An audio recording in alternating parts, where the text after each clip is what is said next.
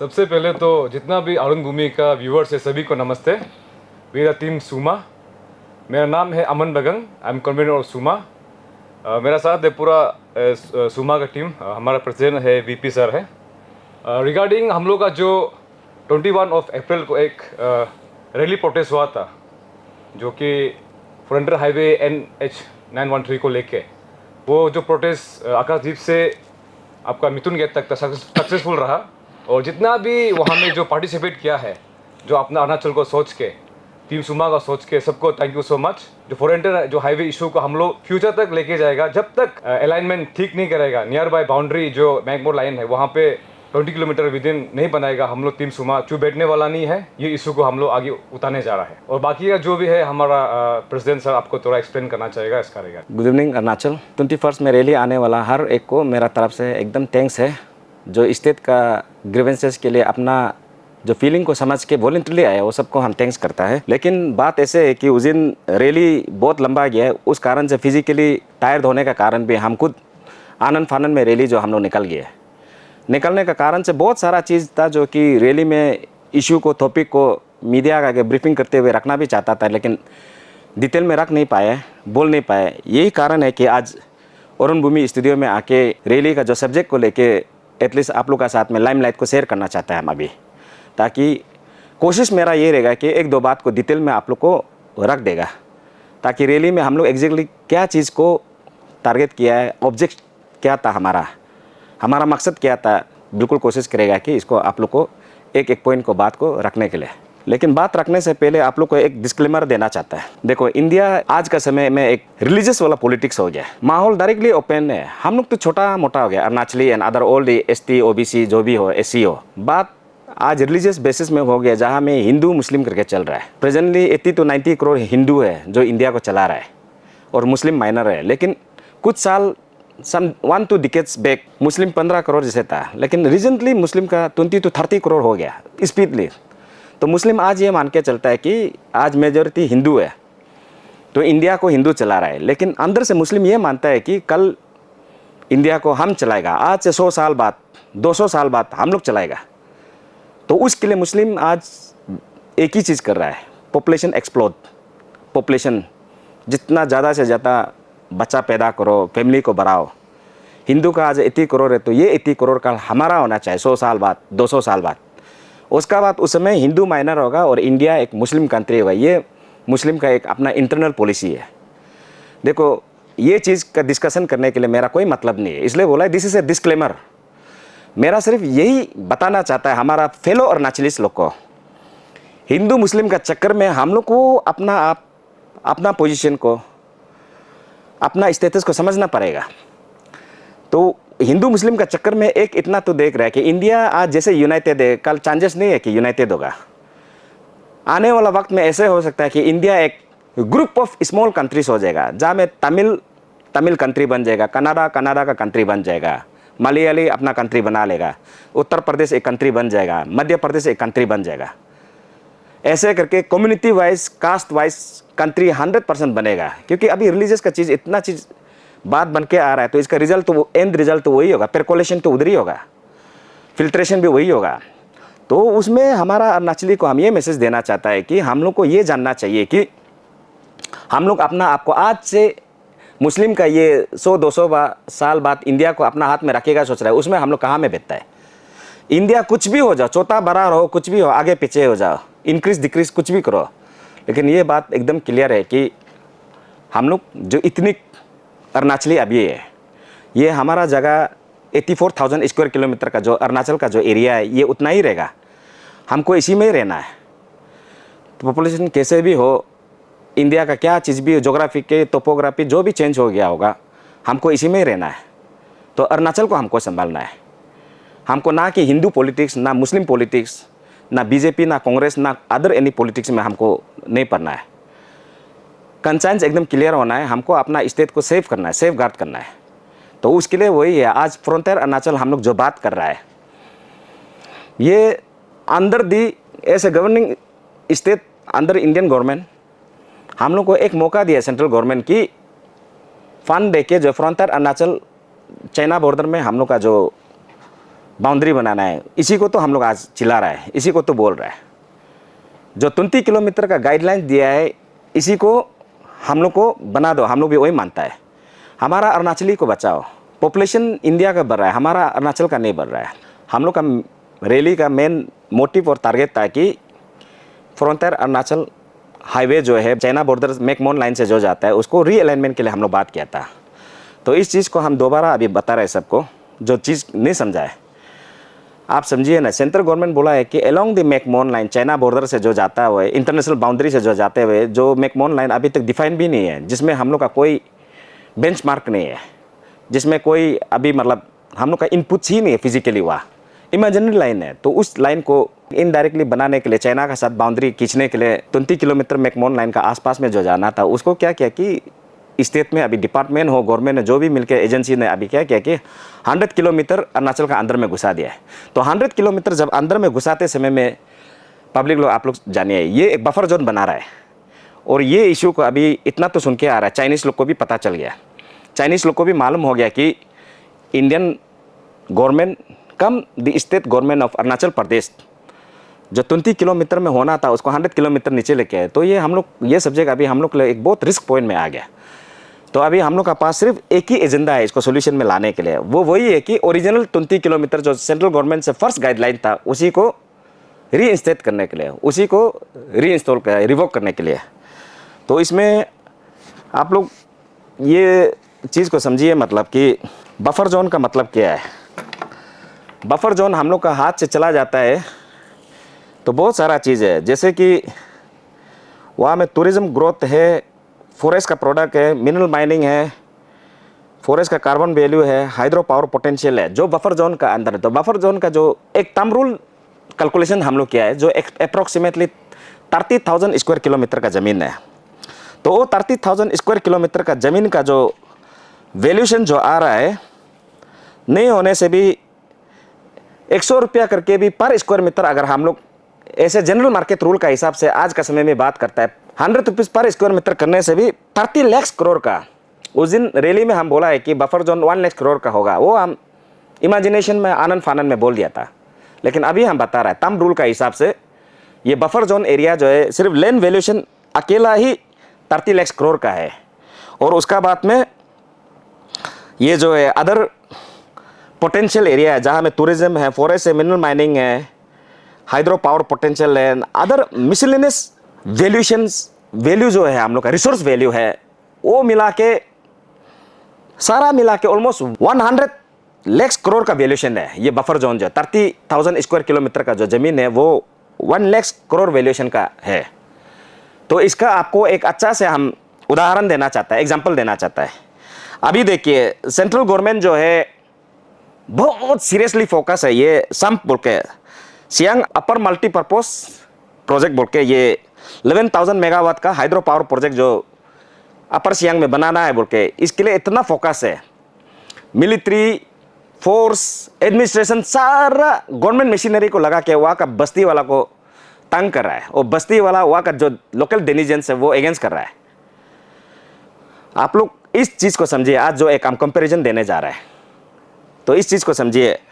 वो सियांग मल्टीपर्पज जो है 11,000 मेगावाट हाइड्रो पावर का है, और क्या बोल के है कि अंदर इंटरनेशनल वाटर ट्रीटी का अंदर में चाइना जो है ऊपर में हाइड्रो डैम बनाएगा, तो उससे पहले इंडिया बनाना है, शायद यही कुछ बात हो रहा होगा। हम इतना डिटेल में तो नहीं गया है, लेकिन जहाँ से ऊपर ऊपर तक हमको पता है, वहाँ में सियांग मल्टीपर्पज डैम 11,000 मेगावाट का बनाना है, इसलिए कि चाइनीज़ इंटरनेशनल वाटर ट्रीटी के हिसाब से जो चाइनीज़ क्लेम को हटाने के लिए। एक बात हम स्टेट गवर्नमेंट को भी बोलता है और सेंट्रल गवर्नमेंट को भी बता रहा है, आज का समय में दुनिया में, वर्ल्ड में, ग्लोबल कौन सबसे खतरनाक, सबसे सोफिस्टिकेटेड, सबसे इकोनॉमिकली विएबल कंट्री है, स्ट्रॉन्गेस्ट कौन है? Openly China, not even the USA.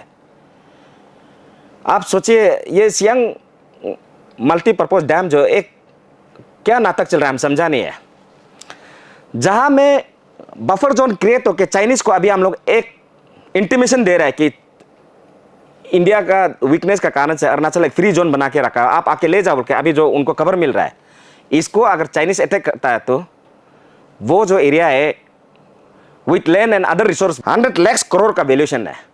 और ये 11,000 मेगावाट का जो है उसका जो वैल्यूएशन है 1,10,000 to 1,30,000 करोड़ का है। 1,10,000 to 1,30,000 करोड़ का वैल्यूएशन का ये सियांग अपर मल्टीपर्पज का वैल्यूएशन है। तो इंडियन गवर्नमेंट आप ऐसा फील कर रहा है कि ये 1,30,000 करोड़ का जो हाइड्रो पावर डैम है इतना बड़ा है, और ये 100 लाख करोड़ का जो हमारा बफर जोन का जो रिसोर्स वैल्यू है ये इतना कम है। आपका लॉजिक कहाँ में गया है? प्लीज स्टेट गवर्नमेंट और सेंट्रल से हमारा डिफेंस मिनिस्टर राजनाथ सिंह को अपील करता है, लॉजिक को आप क्लियर कीजिए। यूनियन मिनिस्टर किरण रिजिजू को हम अपील करता है, प्लीज इस चीज को अच्छा से स्टडी कीजिए, ऐसे अनदेखा मत करो। मतलब इंडिया गवर्नमेंट जो है, स्टेट गवर्नमेंट अभी जो गलत करके रखा हुआ है और जो बफर जोन बना के रखा है, इसको चाइनीज को एनी टाइम मतलब देने के लिए रेडी है। लेकिन 1,30,000 करोड़ का जो सियांग मल्टीपर्पज है इसमें इतना लगा हुआ है कि मिलिट्री डाला हुआ है, पूरा बस्ती वाला का साथ पंगा लग रहा है, टक्कर लग रहा है, तेला तेली हो रहा है, पूरा एडमिनिस्ट्रेशन वहाँ लगा के डिवाइड रूल पता नहीं कौन कौन सा पॉलिसी खेल के मतलब बस्ती वाला को दो टुकड़ा कर रहा है, प्रो एंटी बना के घुमा रहा है। अरे रीजन क्लियर कीजिए, वो छोटा सा चीज है, बफर जोन का सिर्फ 1% है, वो बफर जोन का 1% है। हम ना एंटी डैम है ना प्रो डैम है। पब्लिक लोग को आज जो हम अपील कर रहे हैं इस तरह से हम जरूर बोलना चाहेगा, 100 लाख करोड़ का जो है बफर जोन वैल्यूएशन वाला एरिया को आप अनदेखा करेगा तो ये 1% का सियांग अपर मल्टीपर्पज 11,000 मेगावाट डैम जो है कोई बड़ा इशू नहीं है। और ऐसे अगर बात है तो आप 100 लाख करोड़ का जो जमीन और उसका रिसोर्स को छोड़ने के लिए रेडी है, लेकिन 1,30,000 का जो डैम है उसको आप छोड़ने के लिए रेडी नहीं है। क्या लॉजिक है आपका? तो इससे बेहतर है कि हम लोग एंटी डैम करना ही ठीक है। इसलिए सीधा बोलता है, डैम का बात आप छोड़ो, पहले ये बफर जोन को क्लियर करो। इसलिए हम लोग का डिमांड है 100 किलोमीटर में नीचे में आके जो गलत से रास्ता को आप लोग बना के अभी टेंडर सेंटर का काम कर रहा है, इसको रिकॉल करो, रिवोक करो, रीइंस्टेट करो। गाइडलाइन के हिसाब से जो मैकमोहन लाइन में 20 किलोमीटर का अंदर में जो जाना था इसको रीइंस्टेट करो, इसको दोबारा बनाए। और इसको जब तक नहीं बनाएगा, सीधा बोलता है सुमा भी एंटी डैम का साथ ही है, डैम को आप लोग हाथ नहीं लगाना है। कोई लॉजिक नहीं बनता है 1% आइटम में आप आर्मी लगा के पब्लिक को तंग करना, और उसका बाद में 100 लाख करोड़ का जो वैल्यूएशन वाला जो हमारा प्रॉपर्टी है उसको आप अनदेखा करना। ये कौन से कंट्री का गवर्नमेंट का किस तरह का सिस्टम आप चलाना चाहता है? फ्रंटियर अरुणाचल हाईवे में हम लोग का डिमांड सिर्फ ये नहीं है कि 100 किलोमीटर जो गलत हुआ है उसको 20 किलोमीटर में वापस मैकमोहन लाइन का नियर 20 किलोमीटर में करेक्शन करो, उतना सिर्फ बात नहीं रुकेगा। हमारा पब्लिक को एक चीज़ है जो हम साथ चाहिए, आज अपील भी करा है। This appeal goes to all the public, all the people of Arunachal Pradesh and all the aspiring who are seeking economy in state to the youth of state. देखो, हम क्या चाहते हैं कि ये प्रोजेक्ट जो रीटेंडर होना है और उसका बाद में हमारा लड़का लोग को ही मिलना चाहिए। ये फ्रंटियर अरुणाचल हाईवे में हमारा लड़का काम, तो बहुत लोग अगर ये बात को अगर हम करता है तो बहुत लोग क्या बोलेगा कि ये आप गलत बोल रहे हैं, हमारा आदमी कैसे काम कर सकता है, ये तो बाहर का कंपनी काम करना पड़ेगा। सिंस 2009 से जब से ट्रांस अरुणाचल हाईवे चालू हुआ है तब से हम अपना घर आंगन से पूरा जगह हम देख रहे हैं। बाहर का कंपनी टेंडर जरूर लेता है, लेकिन सबलेट और बैक टू बैक और सब कॉन्ट्रैक्टर तो कौन करता है? हमारा लोकल तो करता है। कहाँ में देखा है कि बाहर का कंपनी काम कर रहा है? नाम बाहर का कंपनी का है, लेकिन हमारा लोकल लड़का लोग ही तो काम कर रहा है। इसलिए यही लोकल लड़का लोग को और मेरा सुमा टीम लोग को और जितना यूथ लोग को हम आज अपील करता है, ये हाईवे सिर्फ वापस ही नहीं होना है, रीटेंडर सिर्फ नहीं होना है, इसको हम लोग का लड़का को ही मिलना है।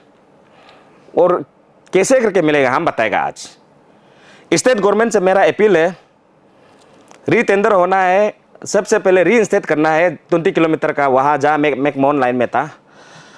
उसका बाद में री सर्वे, री डीपीआर, री टेंडर। लेकिन हम इस बार चाहेगा कि स्टेट गवर्नमेंट से मेरा स्ट्रेट अपील है, ये प्रोजेक्ट को ईपीसी मोड में ले जाना है। अभी ईपीसी मोड क्या है, ये सब्जेक्ट को लेके हम इतना बड़ा चढ़ा के नहीं बोलेगा। जिसको समझ में आता है समझो, बाकी गूगल सबका पास में ईपीसी क्या है देख लो। ईपीसी मोड में हम चाहता है कि कंपनी इसको 4-5 पैकेज में बनाओ, जो कि 1800 किलोमीटर का स्ट्रेच है, इसको 4-5 पैकेज में बनाओ, बना के वो कंपनी से बात करके उस कंपनी को कॉन्ट्रैक्ट को अवार्ड कर दो, state government and central government करके। उसका बाद में क्या है कि ईपीसी में लेने का बाद में वो कंपनी से क्लियर होने का बाद में काम को छोटा छोटा टेंडर करो, या काम को छोटा छोटा पैकेज में हमारा अरुणाचल का लड़का को ही देना है। क्यों बोलने से अंडर 371H आर्टिकल का हिसाब से हमारा सारा रिसोर्स स्टेट में जो है, जो हमारे रिसोर्स लोग हैं, forest, hydro power, mining, crude oil, natural gas, ये सारा सेंट्रल गवर्नमेंट का पास है। इसको अगर फ्री छोड़ देता है तो वो तो हमारा हो जाता है ना, स्टेट का हो जाता है। हम लोग तब इंटरप्रेन्योर बन सकता है, बिजनेसमैन, ट्रेडर्स बन सकता है। तो हर कोई नौकरी का पीछे क्यों भागेगा, हर कोई कॉन्ट्रैक्ट काम, सिविल वर्क का पीछे ही क्यों भागेगा। तो कुछ लोग बिजनेस और ट्रेडिंग में भी आ सकते हैं ना। लेकिन ये चीज़ 371H जब तक है, और जब तक 371H क्लियर नहीं होता है, चलो तब तक तो चलेगा ना।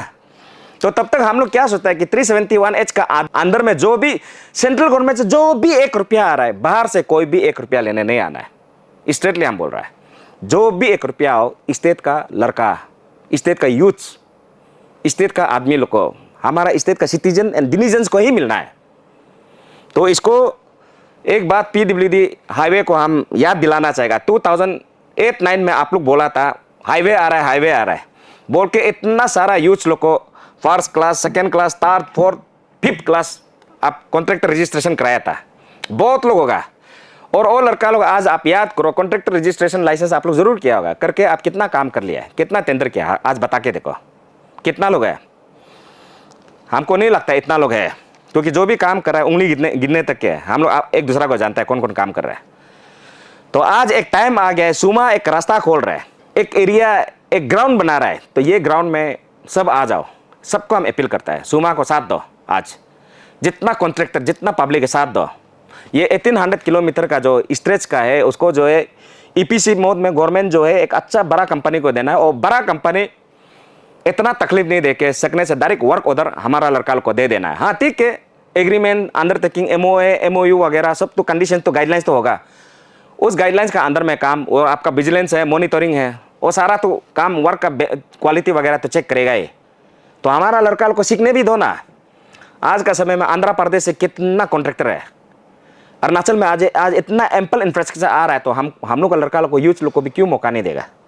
मौका देके जो है ईपीसी मोड में करना है, विदाउट टेंडर में करना है, और जितना भी 2008-9 में क्रॉस कॉन्ट्रैक्टर रजिस्ट्रेशन किया था वो सबको चांस देना है।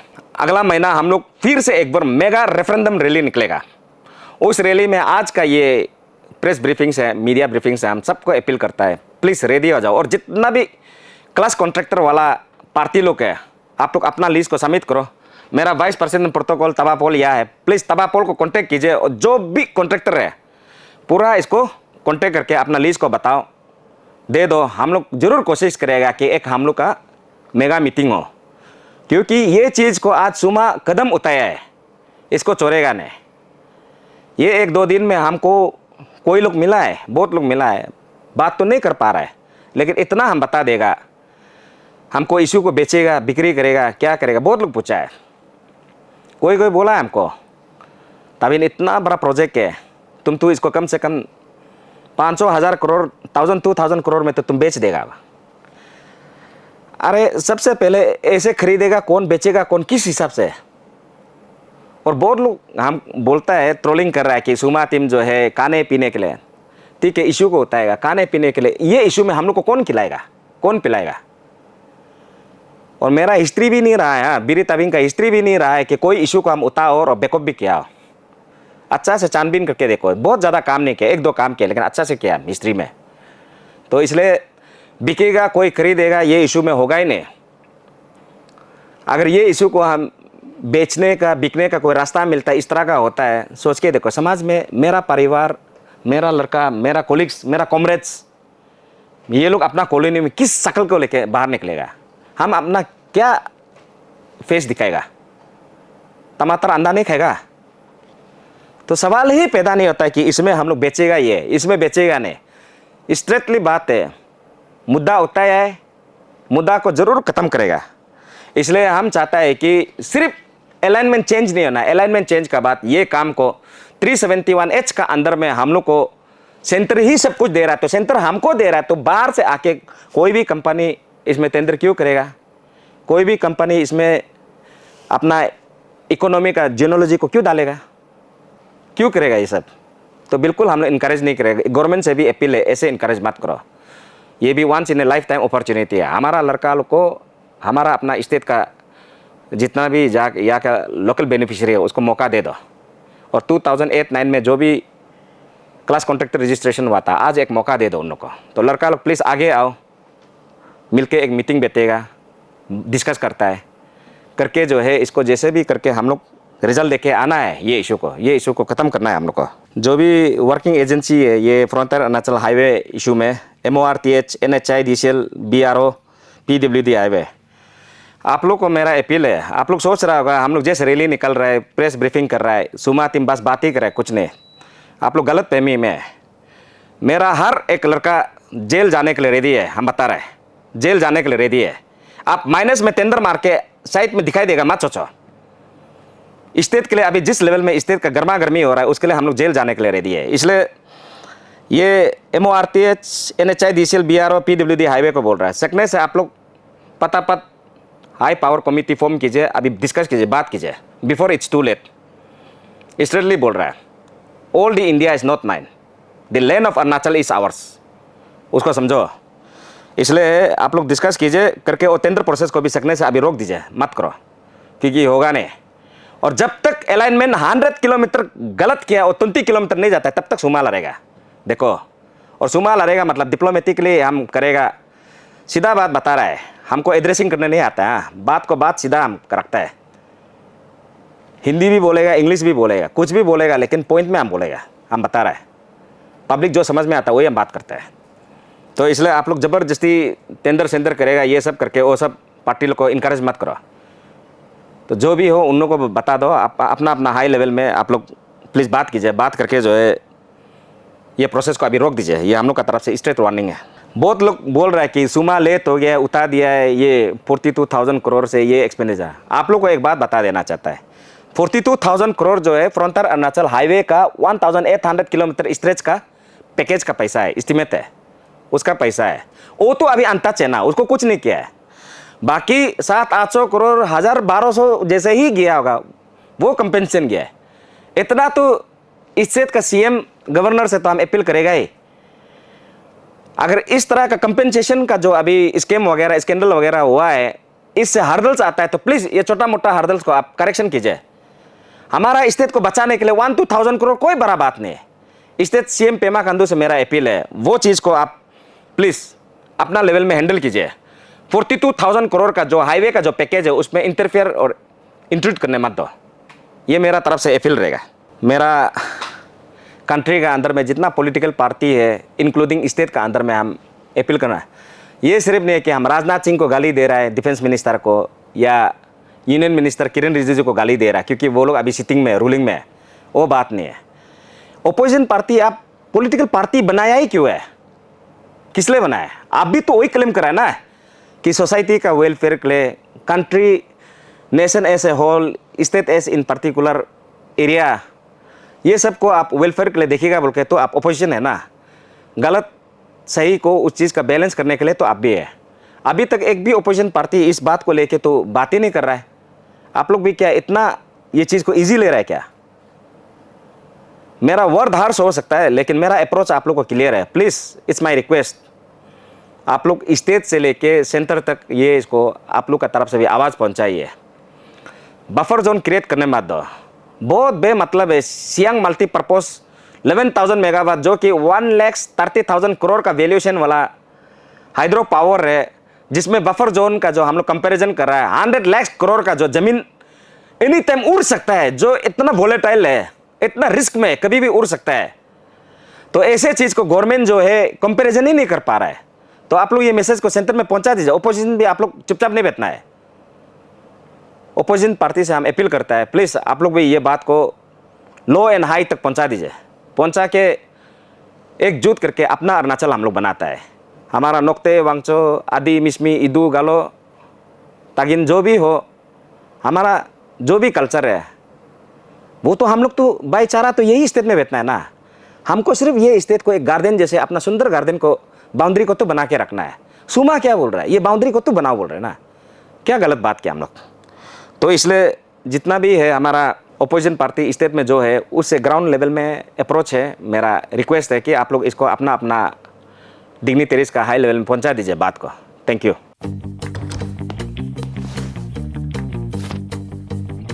Eats, the fastest online food delivery service of Arunachal. Download the app now.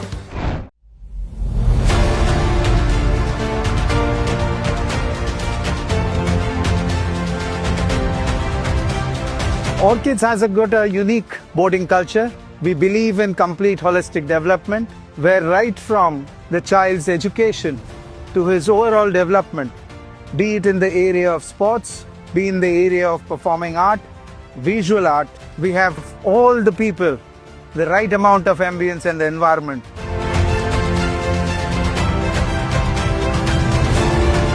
Here the kids have a disciplined life, holistically being developed in terms of a healthy body as well as a healthy mind.